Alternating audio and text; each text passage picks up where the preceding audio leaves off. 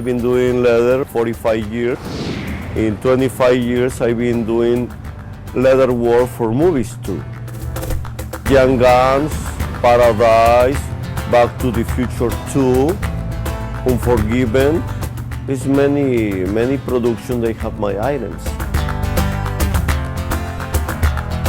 My name is Alfonso Nuño Romero, and I'm a leather maker.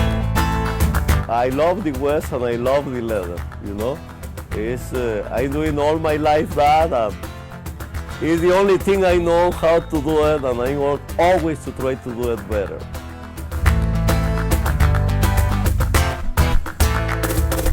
All is by hand, and I try to do it in the same way they did it. But now I got the good thing, I got the glue, and before they use the inner parts of the animals. Here in Vallarta is a paradise, you know, and I prefer to stay here, even if I make less money, because I know I'm in Mexico. I don't mind about money. What I about is the quality of life you are having, because here in Vallarta is a paradise.